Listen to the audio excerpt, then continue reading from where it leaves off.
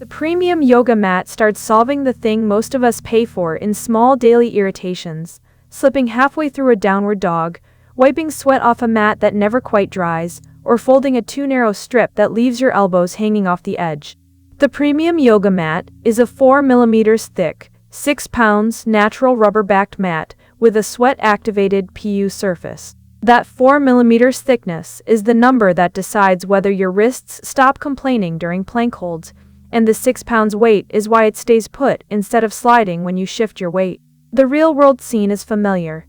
You unroll whatever mat you grabbed last week, hit a flow where you move from downward dog to a low lunge, and the front edge rides up just enough to remind you that stability is a luxury you keep re-earning. The premium yoga mat at 72x27. That extra width is the difference between feeling cramped and feeling like you actually have room to extend.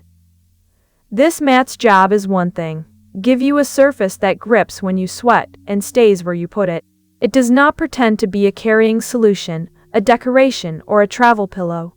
The PU surface is sweat-resistant and quick-dry, which means you wipe it down after hot yoga and it is ready again before the next session. The natural rubber base is dense, which is why the listing leans so hard on studio-quality space. They are chasing people who measure their mat against a rental studio's worth of mats, and the 72x27 footprint is the only spec that really backs that up. What the bullets never say is how the mat handles temperature, or whether the carry strap survives being tossed in a gym bag with keys and a water bottle. That silence is telling. They are betting you care more about the grip than about durability stories.